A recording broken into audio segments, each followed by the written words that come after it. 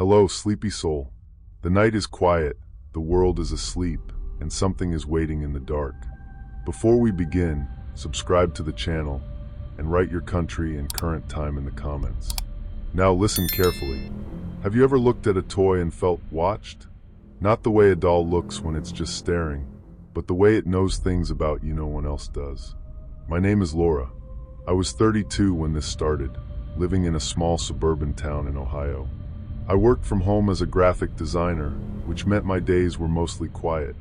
My husband Mark was in IT, and we had one daughter, Sophie. She was 8, bright, imaginative, and until that birthday, utterly ordinary. Life was safe, comfortable, even boring at times. I liked it that way. Sophie's birthday was in early December. We wanted to find her something special, something unique, and a local antique shop had just what we were looking for. A vintage porcelain doll, about Sophie's height, with a pale face, curly chestnut hair, and a hand-stitched dress. The tag said it was from the 1930s, though it looked pristine, as if someone had kept it carefully tucked away. Sophie loved it instantly. She named her Lillian. We left it in her room after the unwrapping, assuming it was just another toy, albeit a beautiful one. The first night, Sophie slept with Lillian in her arms. I didn't think anything of it. Kids sometimes get attached to dolls. I checked on her once, saw her asleep, Lillian tucked beside her, and went back to bed. That's when it started. A whisper. So faint I thought I'd imagined it. Laura. Laura Elizabeth. I froze. My full name, spoken softly, right outside the bedroom door. I slipped out of bed, heart hammering, and peeked into the hallway. Nothing. Just the soft hum of the heater. I chalked it up to exhaustion. The next morning, I asked Sophie about it. Did Lillian say anything to you last night? I asked, trying to keep my voice light. Sophie looked puzzled. She said my name, but I don't know why. I just hugged her. I laughed nervously. Dolls don't talk, honey. But the whispering continued. At first, it was subtle, soft, almost musical. Then it grew distinct, precise. Lillian started calling Sophie by her full name, including her middle name, in that same quiet, eerie tone. Laura Elizabeth, wake up. It wasn't just the name.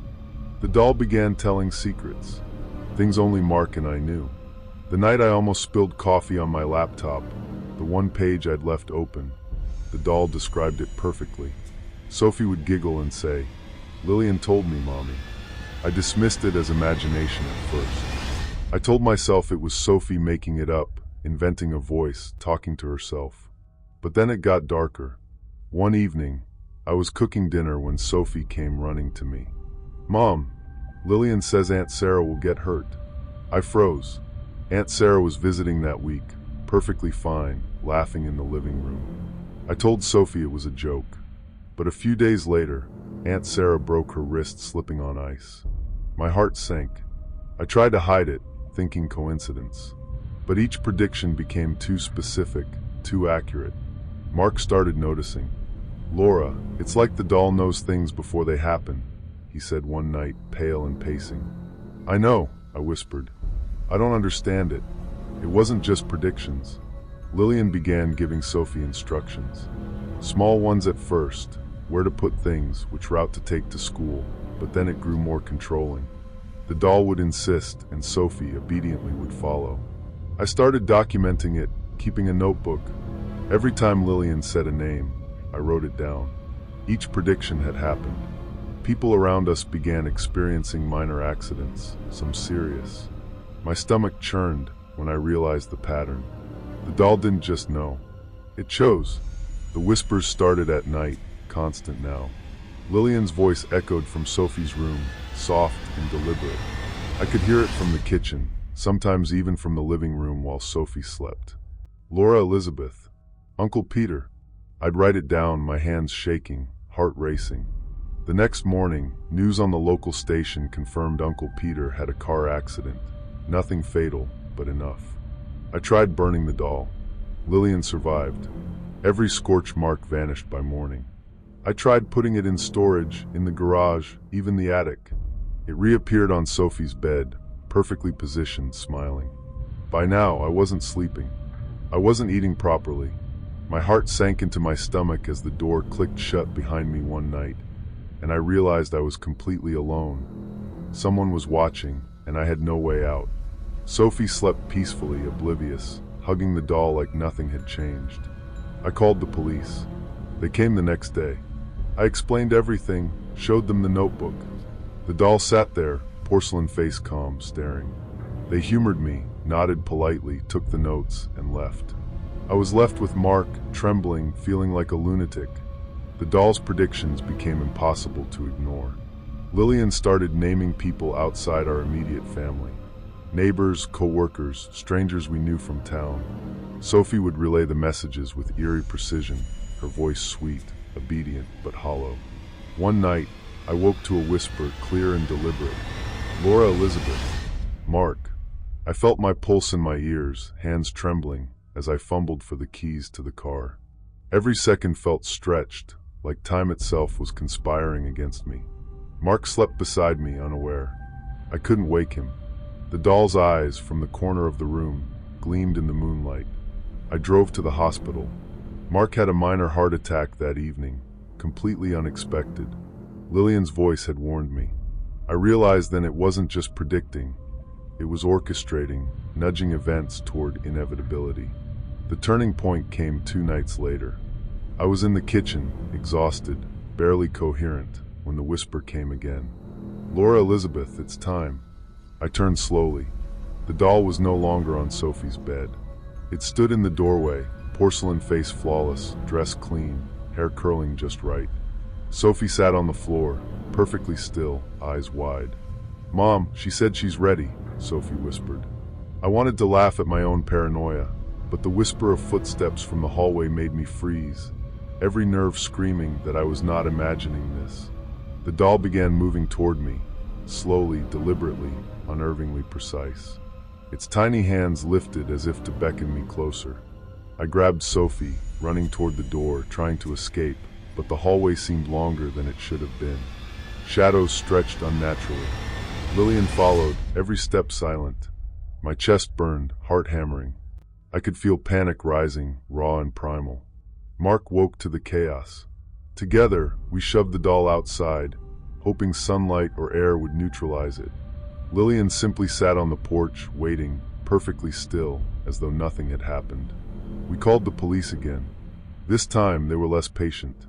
We showed them the doll on the porch, the notebook filled with predictions, the small injuries and accidents that lined up with Lillian's messages. They took the doll and promised to check it out. That night, the house was quiet. Too quiet. Even after escaping, even with the safety of the police lights behind us, a small, cold part of me couldn't stop replaying the face I'd seen through Sophie's window. The calm, empty eyes that didn't blink. We moved the next day. A different state, a different house, new names, new lives. Sophie doesn't talk about Lillian anymore.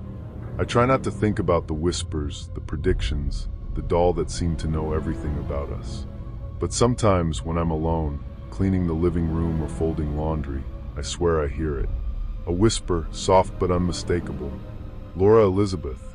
And I freeze. The street looks ordinary, quiet, even comforting, but my gut tells me something is off. I'd learned too late that danger often wears a friendly face. I still write in the notebook sometimes, marking every name that comes up in the news, every small accident that matches those whispers. The police never found the doll, never explained it. Friends tell me it's probably just my imagination. But I know better. People like that don't need a reason. They just need an opportunity. And if you ever get a doll, a gift, a toy that seems alive, and it starts calling your name, listen. Because it might not be playing. It might be waiting. And it already knows things about you, things no one else should know. Sometimes the scariest part isn't what happened. It's knowing it could happen again.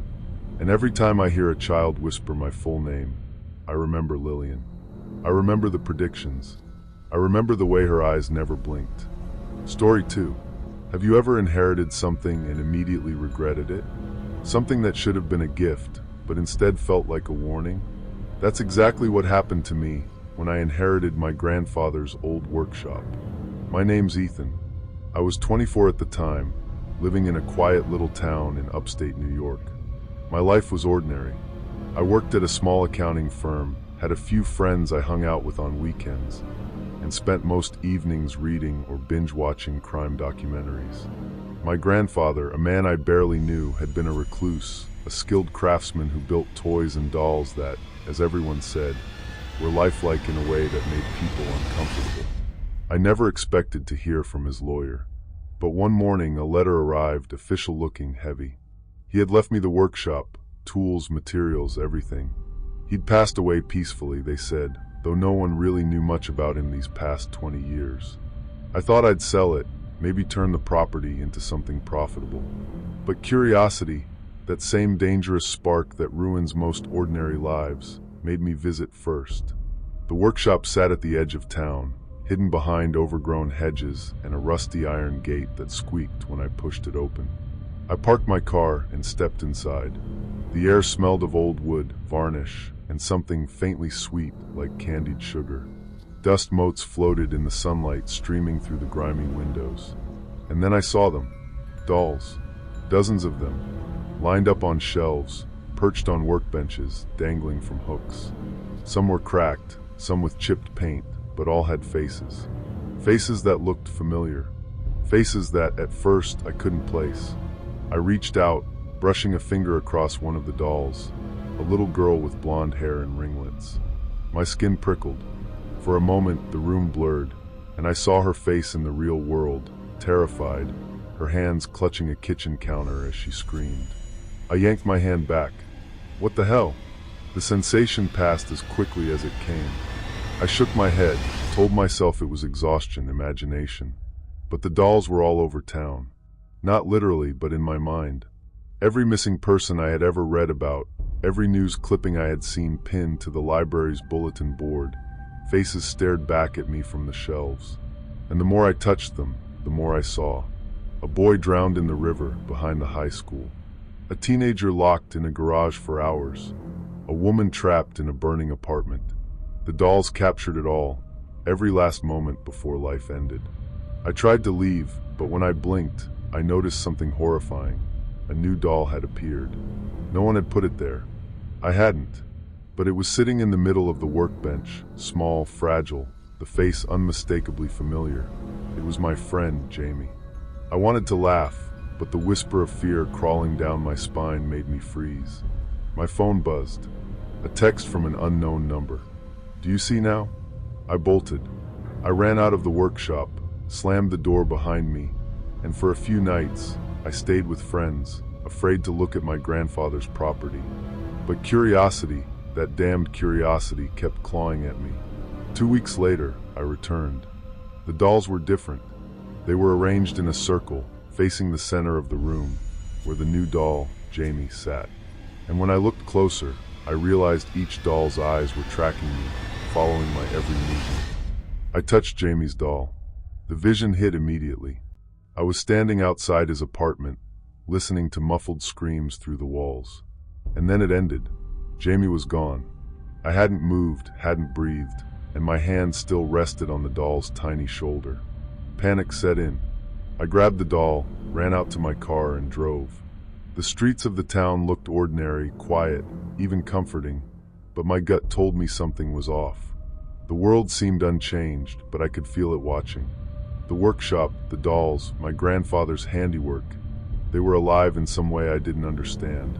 I stayed at a motel, called the police, tried to explain. A man who inherited a workshop full of dolls, each resembling missing persons, and now his friend has vanished? The dispatcher was polite but skeptical. Maybe you're stressed, they suggested. Take a break. Come back when you're calm. I wanted to scream. I wanted someone to believe me. But the fear didn't need validation. It was there, lingering, constant. That night, I had a dream. I was in the workshop again. The dolls were moving, whispering, circling me. Jamie's doll stepped forward. Its mouth opened, and I heard his voice, faint and trembling. It wants you too. I woke up drenched in sweat, my hands shaking, my pulse hammering in my ears. I checked my phone. No messages, no calls. But on the dashboard of my car, sitting neatly in the center, was a small, handcrafted doll. Its eyes were mine. I wanted to throw it away. I wanted to destroy it, but when I closed my eyes for just a moment, I saw the workshop again, and a new doll had been made. And I knew that the moment I opened my eyes, someone I knew, someone I loved, would vanish. I didn't sleep that night. I drove aimlessly, stopping only when exhaustion nearly killed me. And when I returned home, I found another doll on my kitchen table.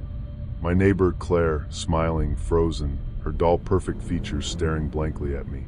I couldn't take it anymore. I needed answers.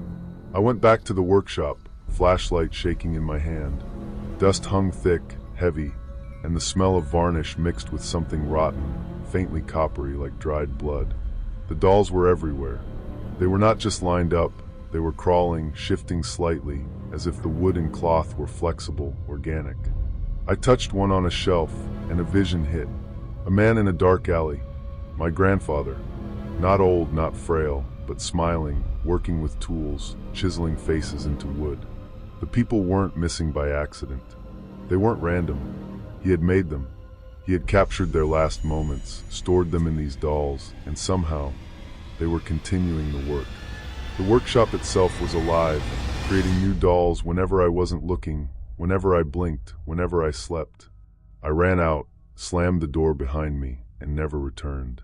I sold the property quickly, without telling the buyer everything. Just a quaint workshop full of old toys. Nothing more.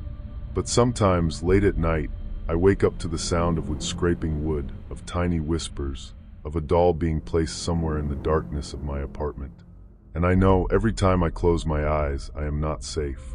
Not really. Because as long as I breathe, as long as I blink, a new doll is made. And someone I know disappears. I lost friends. People I loved.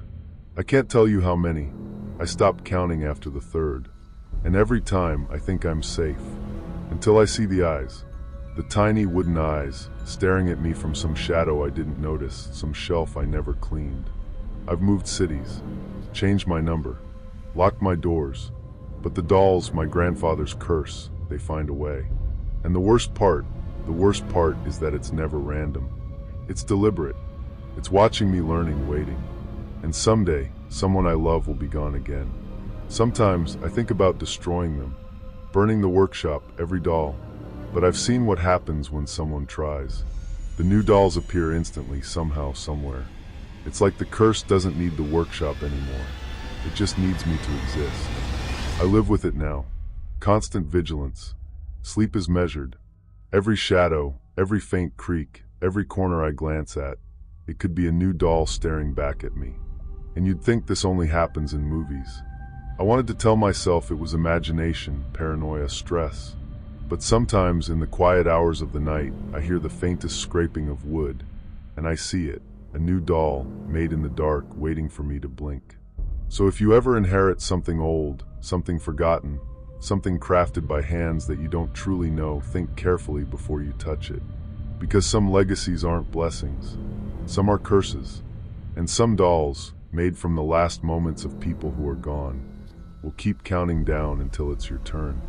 I can't leave this story without a warning. Never ignore the little things that feel wrong. The unexplained noises, the shifting shadows, the objects placed where they shouldn't be. Your gut is the only thing keeping you alive. And if you ever, even for a second, close your eyes, that's when the work continues. And someone you love disappears. Story 3. Have you ever found something on your doorstep that made your blood run cold, even before you touched it? I'm going to tell you a story about that, and how it completely upended my life. My name's Rachel. I was 27 at the time, living alone in a small apartment on the edge of Columbus, Ohio. I worked as a graphic designer from home, which meant most of my days were quiet, predictable, and entirely uneventful. My life felt ordinary, safe even. I'd come home from the grocery store, make dinner, binge a show or two, and go to bed. That's it. That's the rhythm I had. It was a Thursday evening when it started. I remember dragging a bag of groceries in, tired from a long week, and there it was, a small, antique doll sitting on my doormat. No note, no wrapping, nothing to indicate who had left it. It had porcelain skin, glassy blue eyes, and a dress that looked like it had been stitched in the 1940s. At first I laughed. Someone's idea of a joke, I said to myself. I picked it up, examined it, then set it on the side table in my living room. Honestly, I didn't think about it again that night. The next morning, I noticed the doll had moved. Not far, just a few inches, its head tilted slightly to the side. I chalked it up to me being forgetful. Maybe I had nudged it when cleaning. But the following day, it had moved again, this time closer to my bedroom door. My heart sank a little, but I told myself it was still nothing. By the third night, I wasn't sleeping well. Every creak in the apartment sounded louder. I kept imagining that the doll had moved while I was asleep, though I didn't want to admit it. Finally, I set up a small camera in my bedroom, pointing at the doll from the moment I went to bed. The footage the next morning made my stomach drop. The doll had been sitting on the side table when I went to sleep, yet by the time the first ring of my alarm went off, it was on the floor, just inches from my bed. I watched the playback over and over, and there was no one in the room. No strings, no pets, nothing. Just movement. I tried to rationalize it. Maybe it was a trick of the camera, a shift in perspective. Maybe I was losing my mind. I told myself over and over, it's just a doll. It can't move on its own. But I couldn't shake the feeling of being watched. The next few nights were worse. I would wake to the sound of soft tapping, like fingernails against wood, and see the doll at the foot of my bed, staring at me with those glassy eyes. Once, I woke to find scratches along its porcelain cheek, tiny red lines that hadn't been there before. I touched it cautiously, expecting the porcelain to be cold, but it was warm. Just slightly, like a pulse under its skin. I stopped leaving the doll out. I put it in a box, sealed it, and shoved it into the closet. I told myself I would donate it or throw it away in the morning. That night, I slept until a whisper woke me. Rachel. My heart thumped so hard it felt like it would burst. I sat up, scanning the room, and saw nothing. Then my eyes fell to the closet. The door was open just a crack. The box had moved. The doll sat on top, its head tilted, its eyes locked on mine. I could feel my pulse in my ears, my hands trembling as I fumbled for my phone. I considered calling 911, but what would I say? There's a doll in my closet that moves at night. I didn't even want to admit it to myself. Over the next few days, I tried everything. I chained the doll in the closet, I wrapped it in plastic, I even slept in the living room. But every morning it was closer. On my bed, sitting upright, staring. Once it appeared on the kitchen counter while I was making coffee, and I swear it smiled, just slightly, a tilt of the lips. I reached out to a few friends. They laughed at me. It's just a doll, Rachel. You're stressed. It's Halloween season, they said. But the street looked ordinary, quiet, even comforting, and my gut told me something was off. I'd learned too late that danger often wears a friendly face, or in this case, a harmless one. One night, I woke to the sound of dragging. Soft, deliberate, coming from my bedroom. My body froze. Every nerve screamed at me. I slowly turned my head. The doll wasn't on the floor. It was moving toward my bed, small porcelain feet making soft thuds against the carpet. I wanted to scream, but no sound came out. My hands shook as I grabbed the nearest object, a heavy hardcover book, and threw it at the doll. It bounced off but didn't fall. The doll kept coming. Its head tilted slightly, as if mocking me, and the eyes glimmered in the dim light, reflecting something I didn't want to see. Malevolence, intent, hunger. I ran out of the apartment, keys clutched in my hand. My neighbor looked at me, confused. "Rachel, what's wrong?" she asked. I wanted to tell her, but the words died in my throat. All I could do was lock the door behind me and run to my car. Police arrived that night. I explained everything, from the moving doll to the scratches. They searched my apartment. No signs of break-ins. Nothing unusual, except for the doll. It had disappeared. I never saw it again after that night. Or at least, I thought I didn't. Weeks later, while unpacking boxes in my new apartment across town, I found a small parcel on my doorstep. I hesitated. My hands shook. Inside was the doll, pristine and unharmed, its blue eyes staring as if nothing had happened. A small note was tucked into its dress. "I've missed you." I called the police again. They took the package and said they'd investigate, but they never did. Months passed. Life resumed its ordinary rhythm. I tried to convince myself it was over, but sometimes in the middle of the night, I hear soft tapping, like tiny fingernails against wood. I avoid looking at mirrors when I'm alone. I never leave packages on the doorstep. And every time I close my eyes at night, I imagine the doll crawling across my apartment, inching closer to my bed, smiling that faint, impossible smile. Even now, years later, I don't sleep deeply. The fear never leaves. Every quiet moment feels like it's watching, waiting. I live in constant vigilance, checking closets, doors, and packages twice. Sometimes the scariest part isn't what happened. It's knowing it could happen again. That one day, that small porcelain face with blue glassy eyes could reappear, just a little closer than before, and there would be nothing I could do to stop it. If your gut tells you something is wrong, listen. It might be the only thing keeping you alive. And sometimes, when you think you're safe, the doll moves. Story 4. Have you ever heard a child repeat something they shouldn't know? Not a bad word. Not some creepy line from a movie. I mean something specific. Something private. Something said in a room they were never in, at a time when they were supposed to be asleep. That was the first thing that made me believe something was wrong with my sister's doll. My name is Clara. I'm 30 now, but this happened when I was 17, in a small town outside Lancaster, Pennsylvania. My little sister, Ellie, was 7 at the time. We lived with our mom in a narrow 2-story house on a quiet street, where every porch had the same cheap flower pots, and every driveway had a basketball hoop nobody really used. Our life wasn't exciting. My mom worked evenings at a pharmacy. I was in my senior year of high school, mostly focused on homework, college applications, and making sure Ellie ate something besides cereal when Mom was gone. Ellie was a sweet kid, shy around strangers, clingy with me, obsessed with stickers and old dolls. The doll came from a yard sale.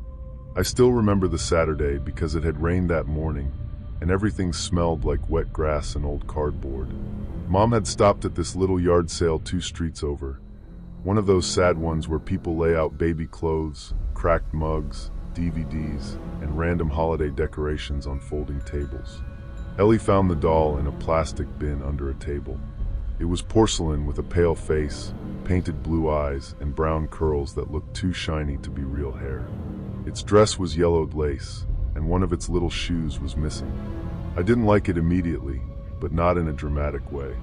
It just looked old, like something that should have stayed in a box. Ellie loved it. The woman running the sale was older, maybe in her 70s, with a thin gray ponytail and hands that shook when she counted change. When Ellie asked how much the doll was, the woman stared at it for a second too long. Then she said, "Take it." My mom laughed and asked if she was sure. The woman looked at Ellie and said, "Some things don't like being kept." At the time, I thought she was just being weird. People at yard sales say weird things. Mom gave her $1 anyway, and Ellie carried the doll home like it was a newborn baby. She named it Maribel. For the first few nights, nothing happened. Ellie tucked Maribel beside her pillow and talked to her in that little kid way, telling her about school and which girls were mean at recess. I teased her once, and she got genuinely upset, so I left it alone. Then about a week later, Ellie started waking up tired. Not just sleepy, drained.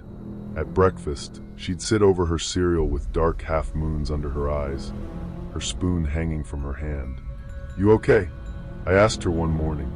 She nodded without looking at me. "Bad dreams," she whispered. "Maribel talks too much." I froze a little, then forced myself to smile. "What does she say?" Ellie shrugged. "Just games." I told myself it was normal. Kids imagine things. I used to believe there were wolves under my bed because our heater made a growling sound. I figured Ellie was lonely, and Maribel had become an imaginary friend with a creepy face. The first game was harmless. Ellie came downstairs one night after Mom had left for work. I was doing homework at the kitchen table, half listening to the dishwasher rattle.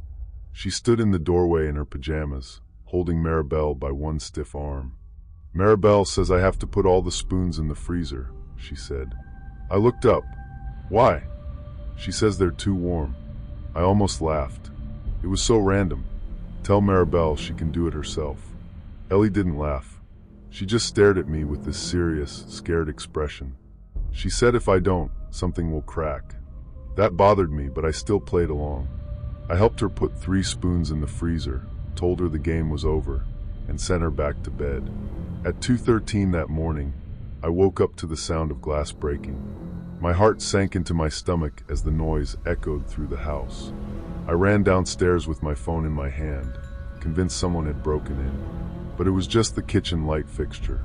The glass bowl around the bulb had split cleanly and fallen onto the floor. No one was hurt. Nothing else was disturbed. It was old, I told myself. The house was old. Things cracked. Still, the next morning, Ellie wouldn't look at the freezer. A few nights later, Maribel asked Ellie to cut her hair. I found her sitting on the bathroom floor with craft scissors, little brown curls scattered across the tile. Maribel was in her lap, one side of her head chopped short and jagged. I got angry. Not furious, but annoyed. Ellie, what are you doing? You know Mom's going to be mad. Ellie's eyes filled with tears. She told me to fix it. Who? Maribel. I sighed. Ellie. She said if I didn't, Mrs. Hanley would lose more. Mrs. Hanley was our neighbor, a retired teacher who lived alone next door. That next afternoon, an ambulance came to her house. Mom told me later that Mrs. Hanley had slipped in her bathroom and hit her head. She was okay, but when the paramedics brought her out, I saw something that made my skin tighten. A thin strip of her white hair had been cut unevenly near the back, like someone had taken scissors to it while she slept. I asked Mom about it, and she said maybe the nurses cut something away, or maybe Mrs. Hanley had done it herself. There were a dozen normal explanations. That's the worst part of fear when it starts slowly. It gives you just enough room to argue with yourself. I told myself it was nothing. I told myself Ellie had heard Mom mention Mrs. Hanley had balance issues. I told myself the hair thing was coincidence. Then Ellie stopped sleeping in her room. She started coming into mine after midnight, dragging her blanket behind her. She's mad, she whispered one night. I was half asleep. Who? Maribel. The doll was not with her. For some reason, that scared me more. I sat up. Where is she? In my bed. Then leave her there. Ellie shook her head hard, tears slipping down her cheeks. She said she can see us from there. I wanted to laugh at my own paranoia, but the whisper of footsteps from the hallway made me freeze, every nerve screaming that I was not imagining this. It was a soft sound, bare feet on carpet. I turned on my lamp. The hallway was empty. I got up, heart pounding, and walked to Ellie's room. Maribel was lying on the bed, face turned toward the door. I know dolls don't have expressions. I know that, but in that moment, with the hallway dark behind me and the house settling in little groans, it looked like she was waiting. I picked her up by the waist, carried her downstairs, and shoved her into the hall closet under a stack of winter coats. Then I went back upstairs and let Ellie sleep in my bed. At 3:40 a.m., the closet door opened. Not all the way, just enough for the latch to click. That sound woke me. I stared into the dark, not breathing. My room was upstairs, but sound traveled strangely in that old house. I knew the click of that closet door. Everyone in the house knew it, because it stuck unless you pulled hard. I didn't move for maybe a full minute. Then, from somewhere below us, a tiny voice whispered, "Clara." My blood went cold. It was Ellie's voice, but Ellie was asleep beside me. I didn't go downstairs. I stayed awake until sunrise with my back against the wall, holding my phone so tightly my fingers hurt. In the morning, Maribel was sitting on the bottom step. Ellie saw her and started crying. That was when I told Mom. I expected her to dismiss it, and she did at first. She said Ellie was imaginative, that I was stressed, that old houses make sounds. But when I told her about the doll being in the closet and then on the stairs, she got quiet. Maybe Ellie moved it and doesn't remember, she said. Mom, she was sleeping next to me. Mom didn't answer. That night, she put Maribel in a garbage bag and drove it to the gas station dumpster 2 miles away. Ellie watched from the upstairs window, and cried like she was watching someone leave for war. For 2 days, the house felt normal again. Then on the third night, I came home from school and found Maribel sitting on Ellie's bed. Not dirty, not torn, not even wrinkled. Just sitting there, hands folded, painted eyes shining in the dim room. I backed out so fast I hit my shoulder on the doorframe. Mom accused me of bringing it back as some kind of cruel joke. I accused her of not actually throwing it away. Ellie just stood between us, pale and shaking, whispering. She said she missed me. That night, Mom called the police. I know that sounds dramatic, but by then none of us were treating it like a haunted doll. Mom thought someone was getting into the house. That was worse, honestly. A doll moving by itself is impossible. A person moving it means someone has a key, or knows when you sleep, or has been watching long enough to enjoy scaring you. An officer came out, checked the doors and windows, and found nothing. He was polite but not very concerned. No signs of forced entry, he said. Change your locks if you're worried. Mom did the next morning. For 1 week, nothing happened. Then Maribel started whispering again. I didn't hear it at first. Ellie did. She became careful in a way no child should be careful. She stopped running, stopped singing, stopped letting doors close behind her. She'd pause before touching anything, like she was waiting for permission from something only she could hear. One night, I found her standing in the kitchen, holding one of Mom's red mugs over the tile floor. Ellie, I said softly. She didn't turn around. Put the mug down. Her little hands were trembling. She says I have to break it. No, you don't. She says if I don't, Mom's car will. I stepped toward her slowly, like she was holding something dangerous. Ellie listened to me. It's just a doll. She turned then, and her face was so scared that I still see it sometimes. She's not just a doll. I took the mug from her and set it on the counter. That was the first time we refused. 20 minutes later, Mom called from the side of the road. Her voice was shaking. A deer had run in front of her car on the way home from work. She'd swerved and hit a mailbox.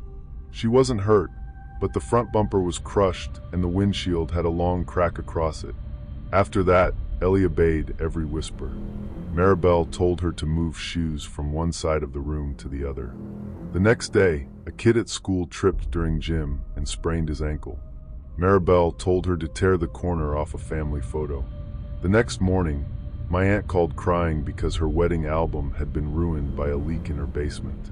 Small things, strange things, things that could still be explained, but each one matched too closely. The street looked ordinary, quiet, even comforting, but my gut told me something was off. I'd learned too late that danger often wears a friendly face, or in our case, a painted porcelain smile. The turning point came on a Thursday in November. It was cold enough that the windows had fogged around the edges. Mom was at work. Ellie and I were home alone. I had made grilled cheese for dinner, and we were watching cartoons in the living room with every light on. Maribel was upstairs in Ellie's room. We had agreed not to touch her unless we had to. That sounds insane, I know, but fear makes rules for you. It draws little circles and tells you not to step outside them. Around 9:30, the TV cut to static. Not completely. The picture froze first, then the sound stretched into a low buzzing. Ellie sat straight up. From upstairs, faint and thin, we heard it. Ellie. I muted the TV. Again. Ellie. It was coming through the baby monitor. We didn't have a baby monitor. Mom had kept one from when Ellie was little, but it had been packed in the basement for years. I followed the sound with Ellie gripping my sleeve, and we found the old receiver sitting on the hallway table. It was on. The little green light glowed steadily. Ellie, the voice whispered. Fix Clara. My whole body went numb. Ellie started sobbing. No. The voice became softer, almost sweet. Fix her hair. Fix her eyes. Fix her breathing. I grabbed the monitor and threw it against the wall. It cracked open, batteries skittering across the floor. For a second, the house was silent. Then we heard a sound from upstairs, a slow dragging, something being pulled across the floor. I took Ellie's hand and ran for the front door. I could feel my pulse in my ears, my hands trembling, as I fumbled for the keys. Every second felt stretched, like time itself was conspiring against me.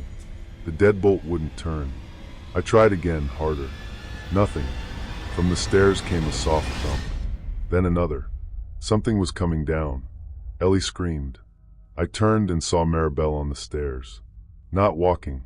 Not floating. Falling. One step at a time, like someone above was dropping her carefully, letting her porcelain head knock against the wood. Thump. Pause. Thump. Pause. Behind her, in the dark at the top of the stairs, I saw a shape. A person. Tall. Still. Watching. My heart sank into my stomach as the door clicked shut behind me, and I realized I was completely alone. Someone was watching, and I had no way out. That was the thought, even though Ellie was right beside me. It felt like the house had swallowed us. I grabbed a ceramic umbrella stand from beside the door and slammed it into the small glass panel. The sound was huge in the quiet house. I reached through, cut my sleeve on the broken edge, and unlocked the door from the outside. Ellie and I ran barefoot across the freezing lawn to Mrs. Hanley's porch. She opened the door before I even knocked properly, probably because we were screaming. The police arrived 7 minutes later. They found no one in the house, but they found the basement window unlatched.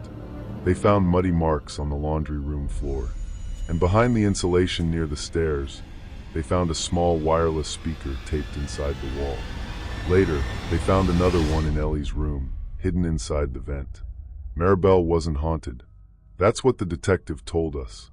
But honestly, the truth didn't make me feel better. The doll had been opened and hollowed out. Inside the porcelain body was a tiny transmitter, a microphone, and a cheap speaker.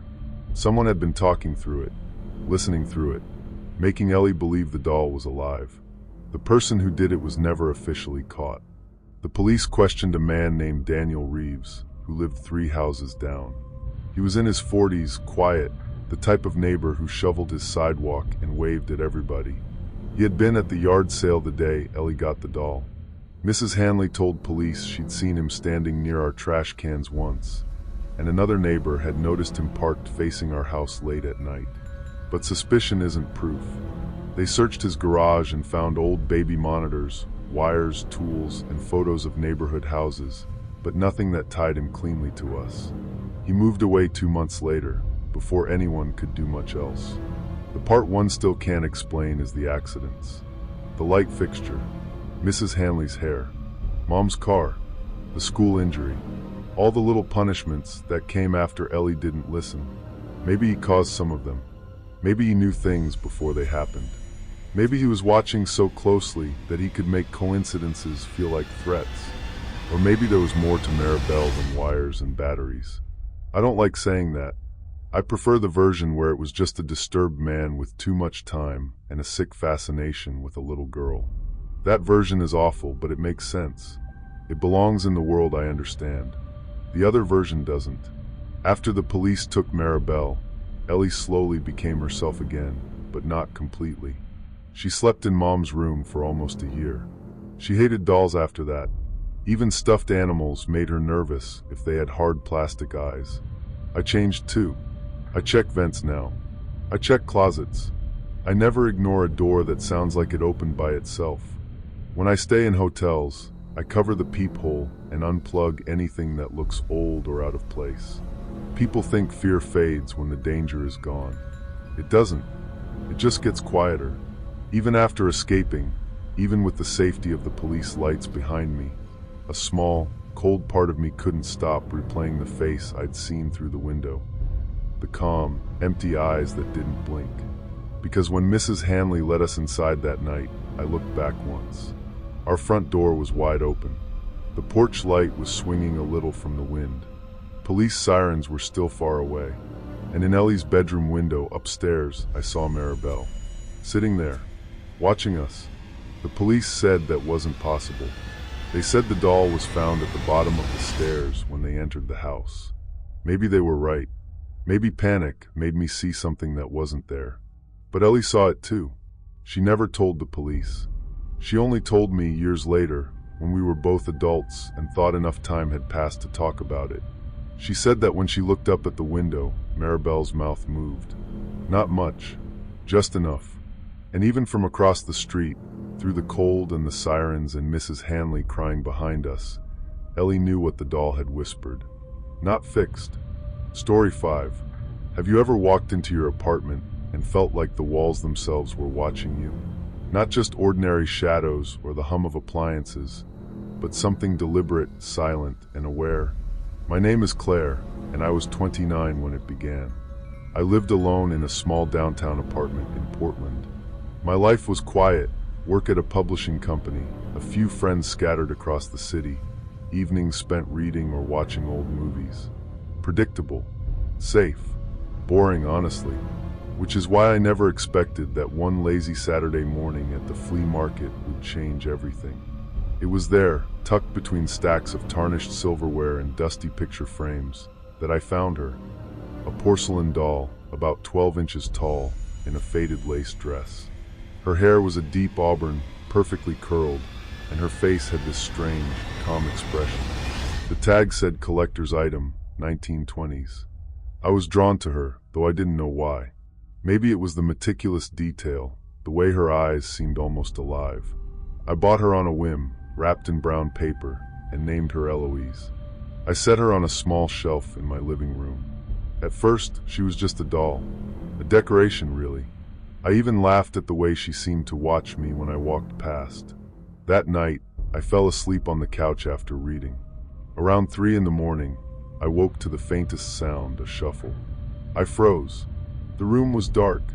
My heart sank into my stomach as the door clicked shut behind me, and I realized I was completely alone. Someone was watching, and I had no way out. I thought it was a creak from the building settling. I told myself it was nothing, but when I turned on the light, Eloise was facing the couch. That didn't bother me. She had always been oriented toward the room. But then I noticed something strange. Her head was slightly tilted, and her eyes, it was almost like she had moved. I convinced myself I'd imagined it. The next morning, I opened my apartment door and froze. Dozens of dolls were sitting in my living room. Not on the shelf, everywhere. On the coffee table, the floor, the windowsill. Every single one was different, but similar. Each had the same uncanny calm, the same glassy eyes. And each looked exactly like someone I knew. My brother's doll, my best friend's doll. Even a tiny version of my cat, Oscar, sat in the corner. I backed away, my pulse in my ears, my hands trembling as I fumbled for my phone. I called my brother. Hey, do you have a doll? One that looks like you. What are you talking about, Claire? He asked. Never mind, I muttered, hanging up. I tried to leave the apartment. When I came back, they were still there. Somehow, more had appeared overnight. I wanted to laugh at my own paranoia, but the whisper of footsteps from the hallway made me freeze, every nerve screaming that I was not imagining this. Each day, I noticed more details. The dolls weren't just replicas. They had expressions, postures, small items with them that connected them to the real people. My friend's doll held a miniature sketchbook. My brother's doll had a tiny gaming controller. The attention to detail was impossible. Then came the whispers. Soft, almost inaudible, coming from the living room while I cooked dinner. A voice, delicate, deliberate. Clara, look. I spun around. Eloise sat on the couch. Alone. Her eyes seemed to follow me, glassy yet insistent. Over the next week, the dolls began to communicate through subtle changes. Their eyes shifted. Their hands pointed toward objects. Small notes appeared in my notebook. Tiny scribbles I didn't write, predicting things that would happen. I noticed patterns. Each doll corresponded to someone I loved, and then they vanished. First, my neighbor Lydia. She disappeared without a trace. A missing person report filed, searches conducted, but nothing turned up. I looked at her doll on the shelf, perfectly posed, and realized her eyes were gone. Empty glass. Then my cat, Oscar, vanished. The tiny replica remained, staring at me from the corner. Panic took hold. I started taking pictures of every doll, cataloging them, trying to prove to myself that this wasn't a dream. But even the photos didn't capture the subtle movement in their eyes. And each time someone disappeared in reality, the corresponding doll changed. Eyes vacant, posture slightly altered, as if satisfied. I tried police intervention. They were polite, patient, but skeptical. No signs of forced entry, no evidence of stalking. Just me, a terrified woman, claiming dolls were causing deaths. The escalation continued. Dolls appeared in rooms I hadn't left open. I'd wake to find them sitting on my bed, around the bathtub, in the fridge, always perfectly still, always staring. Sometimes I'd hear a faint giggle, a sigh, the soft click of porcelain feet moving across the hardwood. One night, the turning point came. I woke to a whisper, clear and deliberate. "Claire! Michael!" My husband was asleep beside me. I froze, remembering the pattern. I grabbed a flashlight, running through the apartment. Every doll I passed seemed to have shifted slightly toward me. My heart pounding, I realized I couldn't leave without facing Eloise. I opened the living room door.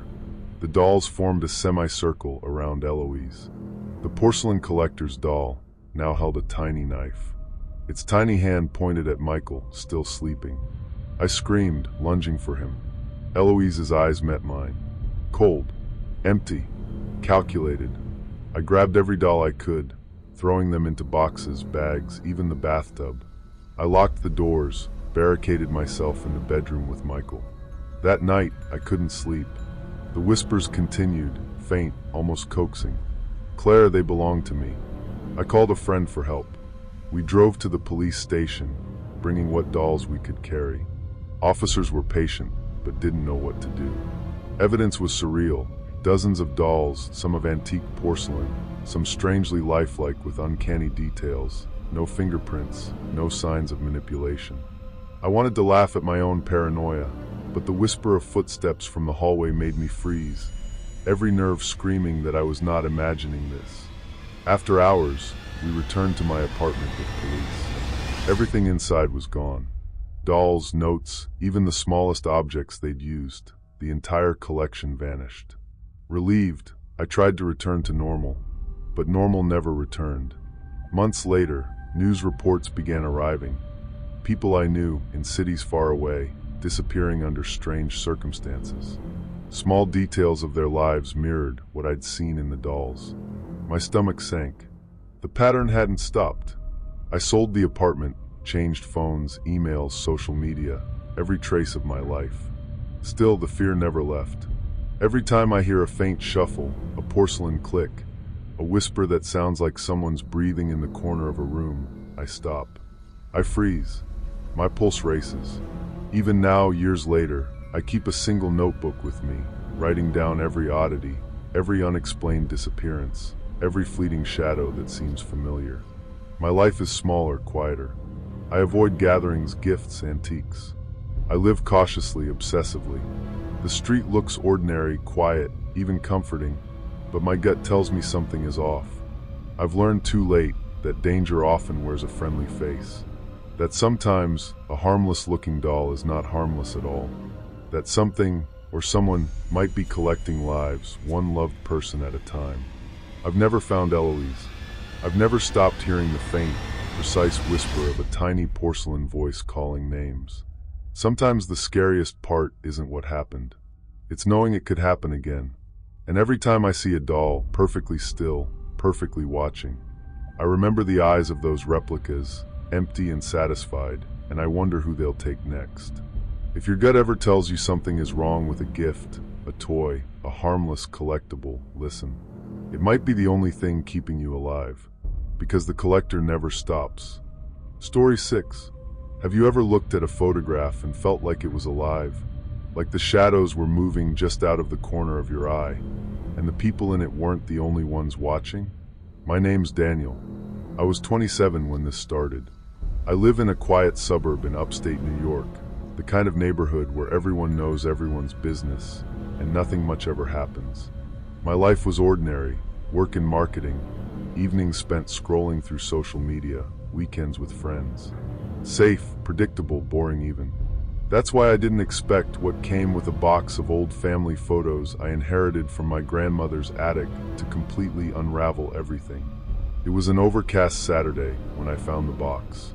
The attic smelled like cedar and dust, heavy, almost sweet. I had climbed up to sort through some things before donating them to charity, and among a pile of old letters and trinkets, there it was, a small wooden crate filled with photographs, loose and stacked in no particular order. I sat cross-legged on the floor, sifting through them.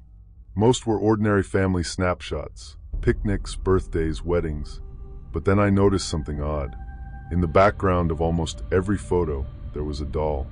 It wasn't always obvious. Sometimes it was perched on a shelf behind my mother as a child. Sometimes leaning against a wall at a family gathering. Other times, sitting in a corner of the living room.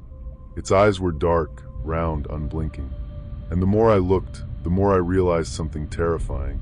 Some of these photographs were taken before I was even born, before my parents were married, and yet the doll was always there, always watching.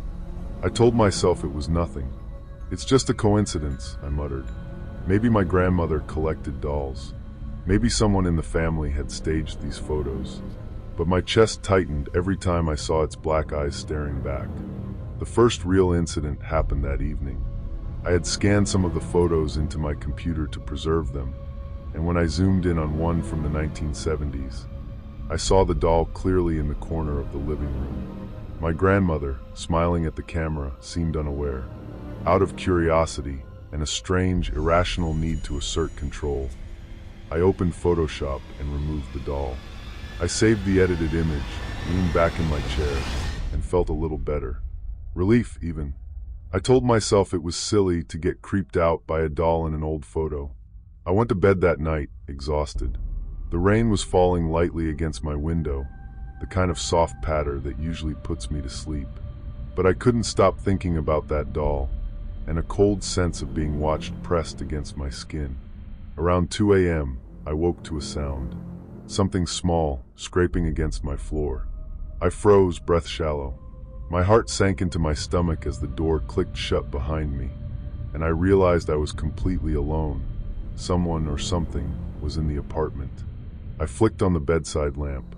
Nothing, just shadows stretching across the walls. I laughed nervously, telling myself it was the wind, but when I glanced toward the hallway, there it was. The doll, sitting upright on the floor, perfectly still, its eyes fixed on me. I wanted to laugh at my own paranoia, but the whisper of footsteps from the hallway made me freeze, every nerve screaming that I was not imagining this. I reached for my phone, shaking, and it buzzed. A text from an unknown number. "Why did you remove it?" I dropped the phone. My hands were trembling. I didn't sleep the rest of the night. The next day, I called my friend Mike. "I know it sounds crazy," I said, "but I think a doll is following me." Mike laughed at first. "What, like some horror movie? Dan, you're exhausted. Maybe lay off the attic stuff for a while." "I'm serious," I said. "It was in the photographs." I removed it digitally. Then it appeared in my apartment. There was silence on the other end. Then, wait, the one you described sitting upright, dark eyes? Exactly. Daniel, if you're lying, I swear.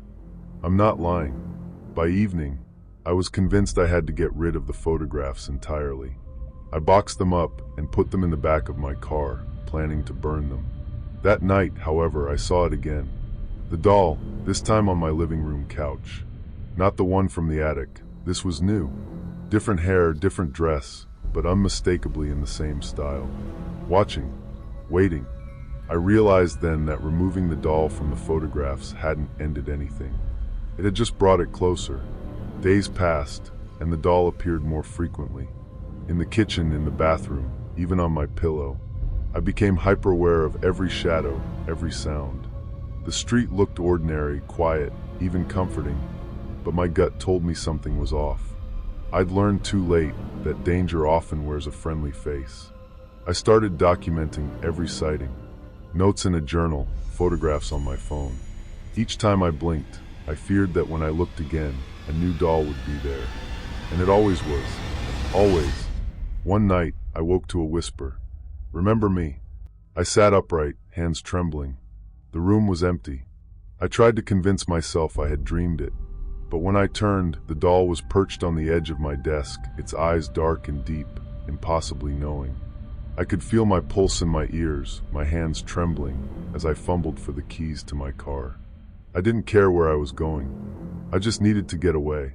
I drove without direction, windows down, rain streaking my windshield. Every reflection, every flicker of movement made me think it was following. I contacted my parents. They were sympathetic, but didn't believe me. "It's just an old doll, Dan. Maybe you're stressed." I tried to leave town for a few days, stay in a hotel. The doll somehow appeared there too, waiting in the corner of the room, watching. I realized then it had always been part of my life. And it never forgets. Weeks later, I began noticing the pattern. Every time I closed my eyes, the doll would move closer. Every time I looked away for even a second, it changed position. Sometimes multiple dolls appeared in different corners of the room. Each one seemed to remember exactly where I had been, where I was going next. I couldn't tell anyone. Friends started noticing my erratic behavior, the way I jumped at shadows, the way I refused to sleep. Mike came by one evening, concerned. I tried to show him. I pointed at the corner. "See it?" He didn't see anything at first. Then slowly the doll crept into view just behind the bookshelf. Mike froze, pale, his voice barely above a whisper. "Daniel, get out." I did. I ran into the street, shaking, my heart hammering. Even after escaping, even with the streetlights behind me, a small, cold part of me couldn't stop replaying the face I'd seen through my apartment window. The calm, empty eyes that didn't blink. I moved again, rented a small apartment across town. I thought I could outrun it. I thought if I left the old family home and stopped looking at the photographs, it would leave me alone. But it didn't. A week ago, I came home to find it sitting on my kitchen counter. Same style, same deep eyes, but its face was eerily familiar. It wasn't from the old photos. It was me. I realized then that the doll had been documenting me all along. Every moment I slept, every moment I laughed, every moment I blinked, it remembered. And now it had taken on my likeness. I don't know what it wants. I don't know if it's trying to replace me, observe me, or something far worse. I know only that it will never stop. It has always been there, in the shadows, in the photographs, in the corners of rooms I thought were safe. And it never forgets. Sometimes, when I sit alone in my apartment, I hear the faintest whisper of footsteps, or the soft scrape of porcelain against wood. I don't need to look to know it's there. The doll waits, always, watching, patient. And if you ever come across old family photos, stacked in a dusty attic, remember this. Some things that seem harmless, some little figures in the background, they're not just memories. They're alive. They remember. And if you disturb them, even slightly, they will follow. I've learned the hard way, and I know deep down that one day I'll see the doll again. It will be waiting in the corner of my room, eyes wide and unblinking, reminding me of the truth I can't escape. It has always been part of my life, and it never forgets. Story 7. Have you ever heard a voice in your home that shouldn't be there?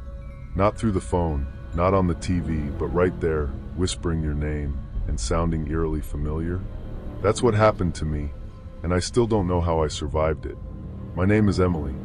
I was 30 when this started, living in a quiet suburb outside of Cleveland. I worked as a kindergarten teacher, which meant my days were full of routines. Lesson plans, snack time, nap time, the same chatter every day. My evenings were quiet, sometimes lonely, but I liked it that way. My apartment felt safe, familiar, even boring.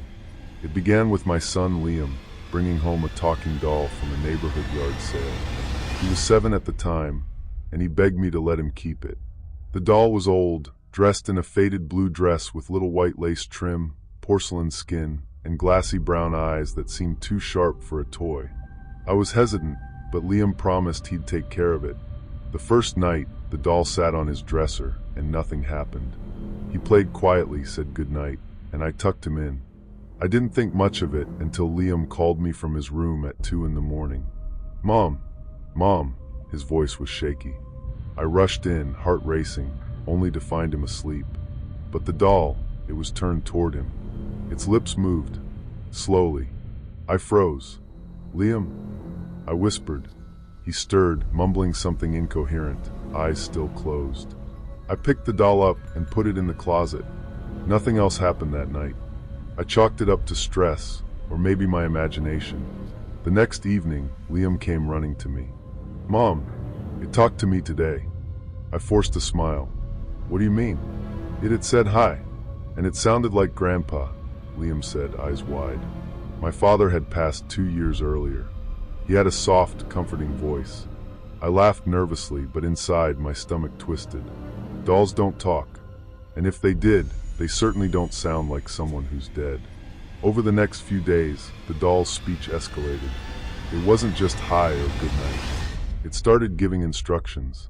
"Clean your room," it would say in my father's voice. "Pick up the toys. Move the dishes. Lock the door." At first, it seemed harmless, even helpful.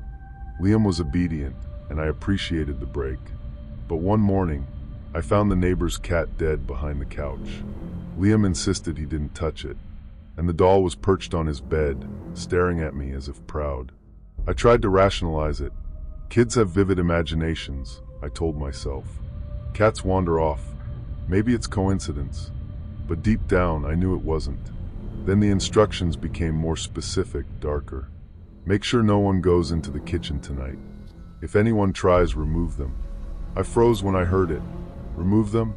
Remove who? I asked Liam where he heard this. He shrugged. "It just talks to me, Mom. Sometimes it tells me secrets." I started watching the doll closely. I set up my phone to record Liam's room overnight, and that's when I saw it. The footage made my stomach drop. The doll moved. Not just a little shift. It walked. On its porcelain feet, it walked across the room while Liam slept. It climbed onto his bed and leaned over him. Its lips moved as if whispering, and Liam's face twitched in response. I played the clip again and again, unable to believe my own eyes. I tried to get rid of it. I boxed it up, threw it in the dumpster. I even left it at the park near our apartment. But every morning, it was back on Liam's dresser. Always in the same pose, always staring at him. And the scratches, tiny red lines along its porcelain arms and face, seemed new each time. I started noticing other things. Doors locked from the inside that I didn't touch. Small accidents, a stove left on, a light knocked over, a vase broken, but never by Liam. Once, I found the neighbor, Mrs. Thompson, unconscious at the bottom of her stairs. She didn't remember falling. I didn't even want to consider the doll's involvement, but the thought wouldn't leave me. One night, I stayed up, hiding in the living room with the lights off, waiting. Around 2 in the morning, I heard a soft shuffle from Liam's room. I crept closer, my hands shaking, and saw the doll walking across the floor, climbing onto the bed. It leaned over him, whispering something I couldn't hear. I wanted to scream, but I was rooted in place. Then it looked at me, its eyes my father's eyes, cold, empty, commanding, and it said clearly, "Don't interfere." I stumbled back, almost falling. My pulse thundered in my ears. I realized then that the doll wasn't just talking. It was controlling. The next day, I called the police. I explained everything, the moving doll, the instructions, the strange accidents. They were polite but skeptical. "It's just a toy, ma'am. Maybe your son is sleepwalking or acting out," the officer said. I wanted to scream, but I couldn't prove anything. Things got worse. The instructions grew more violent. "Make sure no one touches the phone. No one leaves the house. You must follow my rules." Liam became pale and withdrawn, whispering to the doll, obeying its every command. Once, I saw him holding a kitchen knife, staring at our cat, and I had to grab it from his hands. The doll's eyes, they glimmered in the corner of the room. I stayed up nights, trying to figure out what it wanted. I moved, I called friends to stay over, but the doll always returned. Always. One night, I confronted it. I picked it up, shaking, and demanded, "What do you want from us?" The room went cold. Its lips moved, and the voice, my father's voice, whispered clearly, "You disobeyed." I dropped it. The doll fell onto the floor, shattered. Porcelain cracked, but the whispers didn't stop. They echoed in the apartment, faint at first, then louder. Liam screamed and ran to me, trembling, and the voice followed him. "You must obey. You cannot leave." I fled with him to my parents' house out of state. I burned every piece of the doll I could carry. And yet, sometimes when Liam sleeps, I hear it. The soft whisper of my father's voice coming from nowhere, telling him, instructing him, waiting for the moment we slip. We've moved again. Twice. I keep every window locked. I check under the bed. I double-check every package left on the doorstep. I avoid toy stores. And every night, I lie awake listening. Because I know it hasn't gone. Not really. And one day, I'm afraid it will come back. For good. If your gut tells you something is wrong, listen. It might be the only thing keeping you alive. Even after all these years, every time I hear a soft whisper in the dark, a voice I recognize, I freeze. Because I know the doll is still out there somewhere, waiting for the next instruction to be followed, and the next life to claim. Story 8. Have you ever opened an old attic and felt like something was waiting for you? Not dust, not forgotten boxes, not creaking floorboards, but someone waiting? My name is Mark. I'm 32 now, but this story starts when I was 28. My wife, Julia, and I had just bought our first house, a modest 2-story in suburban Connecticut. We weren't wealthy, but it was safe, quiet, normal. Our daughter, Sophie, was 4, bright and stubborn, and our lives felt ordinary. Boring even, until we found the doll. It was tucked in the far corner of the attic, behind a stack of old trunks and a pile of yellowed newspapers. Julia was the first to see it. "Mark, look at this," she whispered. I squinted through the dusty light. It was a porcelain doll, sitting upright, arms crossed, eyes staring straight ahead. Its black dress was faded, its little bonnet cracked at the edges. It was as if it had been waiting for decades, untouched, forgotten, but somehow present. "Probably one of the old owner's toys," I said. "Just left behind." We brushed it off, but Sophie insisted it stay. She named it Annabelle. I rolled my eyes but let it sit in her room. The first night, nothing happened. Julia and I went to bed thinking it was just an old doll. Then, the next morning, I noticed a red stain on the doll's hand. Not paint, not rust. I'd scrubbed my hands before touching it. "Julia, look at this," I said quietly at breakfast. She frowned, leaning in. "That's weird. Maybe some leftover stain from the attic?" I shrugged, tossing it off. Red stains happen, right? The next night, I was woken by a soft drip. At first, I thought the ceiling was leaking. But no, Sophie's bedroom was dry. My heart sank when I realized it was coming from Annabelle. Tiny drops of red liquid were sliding down her porcelain hands. "Dad," Sophie whispered from her bed, voice trembling. "It's bleeding." I froze. "Sophie, it's just probably paint or..." "I don't think so," she said. Her tiny hand shook as she pointed. The liquid had pooled on her dresser. I wiped it away in disbelief. Julia was working late nights at the hospital. I was alone. My rational brain shouted psychosomatic, but my gut told me something was very wrong. The following week, the red liquid became a nightly occurrence. I started taking photos. Every time, the stains on Annabelle matched one of our blood types. Mine, Julia's, Sophie's. My hands shook as I compared the results from our doctor's visits to the color of the liquid. "Spot on," I told Julia. She didn't believe me at first. "You're overreacting. It's just dye, maybe old rusted paint." "I swear, Jules, it's matching our blood," I said, voice low, shaking. "I can't explain it." We tried ignoring it. We put the doll in a box, covered it with a blanket. That night, the doll was on our bed. Not moved by anyone, it was just there, crimson staining the white bedspread. I started sleeping with a knife under my pillow. Julia locked doors and windows. Sophie, oblivious, kept playing with Annabelle. Then came the night my husband disappeared. It was a Thursday. I had stayed late at work. Julia had picked Sophie up from preschool. I came home around 7:30 p.m., exhausted. The house was dark. Julia was in the kitchen. Sophie was playing on the rug. Annabelle sat in her little chair, hands clean. I didn't notice anything at first. Then I heard a dripping sound. I froze. Slowly, I turned toward the attic stairs. Crimson droplets had started appearing along the steps. My heart pounded. "Julia?" I called softly. No response. I rushed upstairs, thinking it was a joke, but the attic door was open. Not cracked open, and the room was empty, except for the doll. Annabelle sat in the center of the floor. Red liquid covered her dress and hands, and the room smelled metallic, sharp. My stomach dropped. Julia wasn't there. Sophie's room door slammed from somewhere below. I ran down, shouting her name. The front door was ajar. Cold wind cut through the hallway. I called Julia's cell, no answer. The line was dead.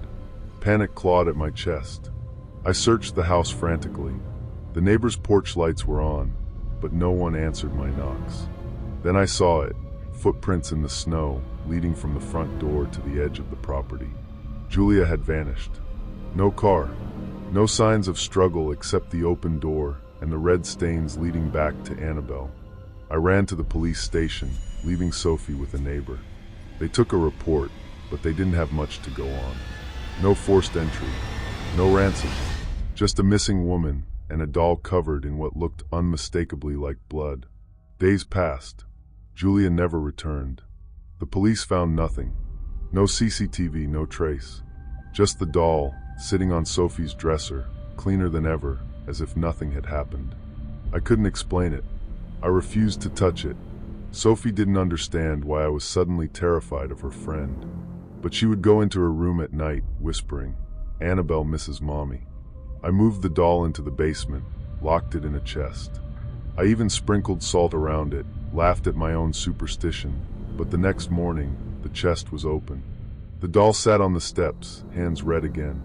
I stopped sleeping. My days were a blur of work, checking the house, watching Sophie, calling the police. They suggested therapy, counseling, even moving out. None of it mattered. The doll, it was still there. And every night, it dripped, matching our blood like a countdown. I tried burning it once. I lit the fire in the fireplace, placed Annabelle over the flames. The porcelain cracked, smoke filled the room, but when I looked back, she was intact. Not moved, not melted. Just clean. It sounds insane, but it's what I saw. And Sophie confirmed it too, tearfully. Mommy's blood came again, Daddy. By that point, I wasn't even sure I could tell anyone. They'd think I was losing my mind. But I know what I saw. I know what happened. The last time I checked, the doll was sitting on the kitchen table. No words, no movements. Just watching. Hands red. Sophie asleep on the couch. I stayed in my room that night, heart racing, listening to the occasional drip from somewhere in the house. Sometimes I swear I hear whispers. Low, soft, like a child talking to her mother. I've never confirmed it with anyone. I'm too afraid. The police never found Julia. People assumed she left, ran away. But there was no note, no preparation, nothing. She vanished. And every time I try to think logically, to rationalize, the first drop of red appears again. The doll never stays still, never stops dripping. And sometimes late at night, I hear Sophie whisper to it, "Don't leave me too." I've tried everything. Boxes, bags, fire, locks. Nothing works. Sometimes the scariest part isn't what happened. It's knowing it could happen again. I watch that doll every day. Its hands are clean now, but the memory of what it did and what it might do never leaves. I don't know if it's the doll itself, or something in the attic, or just someone's sick obsession. All I know is, if a doll in your attic starts bleeding, don't try to move it. Don't try to destroy it. Don't look away. And for God's sake, never touch it. Because once it chooses you, it doesn't let go. And you may wake up one morning to find someone you love gone. The red stains? They're always the warning. Always a countdown. Always too late. Sometimes, when the house is quiet, I swear I see Annabelle's eyes glint, like she's smiling. And I hear it whisper, soft, patient, inevitable. Not for long. I live with that now. Every day. Every night. Every glance toward the attic. And the doll is still there. Waiting. Sophie talks to it sometimes, quietly, like it's her only friend. I don't sleep anymore. Because I've learned too late that danger doesn't knock. Sometimes it drips. It drips red. It waits. And it takes. Story 8. Have you ever opened an old attic and felt like something was waiting for you? Not dust, not forgotten boxes, not creaking floorboards, but someone waiting? My name is Mark. I'm 32 now, but this story starts when I was 28. My wife, Julia, and I had just bought our first house, a modest two-story in suburban Connecticut. We weren't wealthy, but it was safe, quiet, normal. Our daughter, Sophie, was 4, bright and stubborn, and our lives felt ordinary. Boring even, until we found the doll. It was tucked in the far corner of the attic, behind a stack of old trunks and a pile of yellowed newspapers. Julia was the first to see it. "Mark, look at this," she whispered. I squinted through the dusty light. It was a porcelain doll, sitting upright, arms crossed, eyes staring straight ahead. Its black dress was faded, its little bonnet cracked at the edges. It was as if it had been waiting for decades, untouched, forgotten, but somehow present. "Probably one of the old owner's toys," I said. "Just left behind." We brushed it off, but Sophie insisted it stay. She named it Annabelle. I rolled my eyes but let it sit in her room. The first night, nothing happened. Julia and I went to bed thinking it was just an old doll.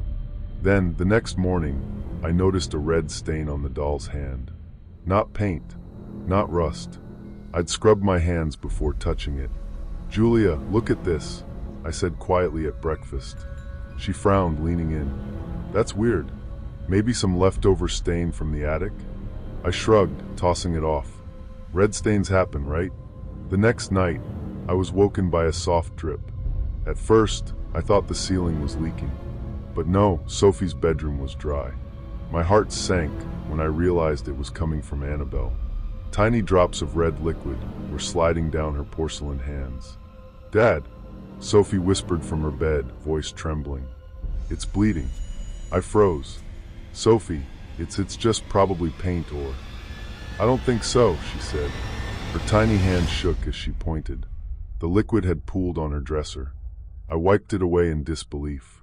Julia was working late nights at the hospital. I was alone. My rational brain shouted psychosomatic, but my gut told me something was very wrong. The following week, the red liquid became a nightly occurrence. I started taking photos. Every time, the stains on Annabelle matched one of our blood types. Mine, Julia's, Sophie's. My hands shook as I compared the results from our doctor's visits to the color of the liquid. Spot on, I told Julia. She didn't believe me at first. "You're overreacting. It's just dye, maybe old rusted paint." "I swear, Jules, it's matching our blood," I said, voice low, shaking. "I can't explain it." We tried ignoring it. We put the doll in a box, covered it with a blanket. That night, the doll was on our bed. Not moved by anyone, it was just there, crimson staining the white bedspread. I started sleeping with a knife under my pillow. Julia locked doors and windows. Sophie, oblivious, kept playing with Annabelle. Then came the night my husband disappeared. It was a Thursday. I had stayed late at work. Julia had picked Sophie up from preschool. I came home around 7:30 p.m., exhausted. The house was dark. Julia was in the kitchen. Sophie was playing on the rug. Annabelle sat in her little chair, hands clean. I didn't notice anything at first.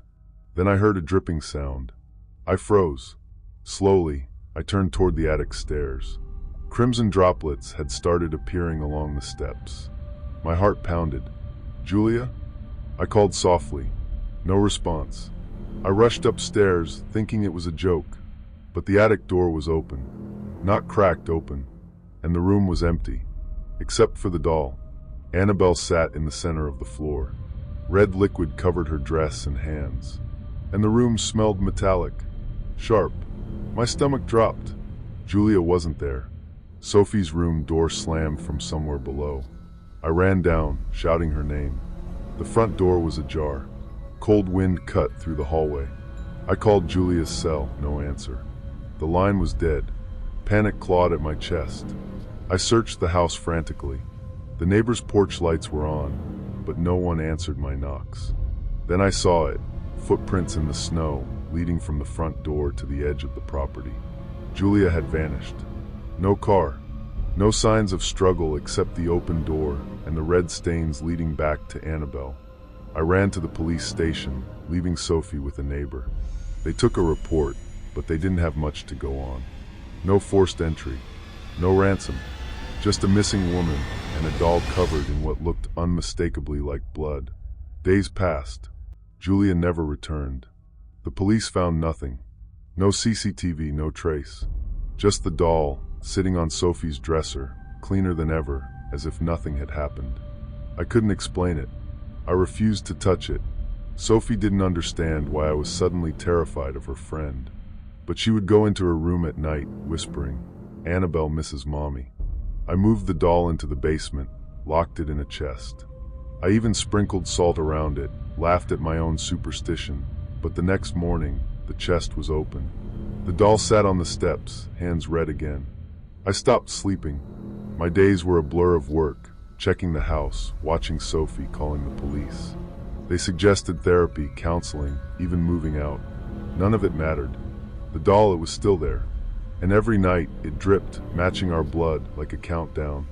I tried burning it once. I lit the fire in the fireplace, placed Annabelle over the flames. The porcelain cracked, smoke filled the room, but when I looked back, she was intact. Not moved, not melted. Just clean. It sounds insane, but it's what I saw. And Sophie confirmed it too, tearfully. "Mommy's blood came again, Daddy." By that point, I wasn't even sure I could tell anyone. They'd think I was losing my mind. But I know what I saw. I know what happened.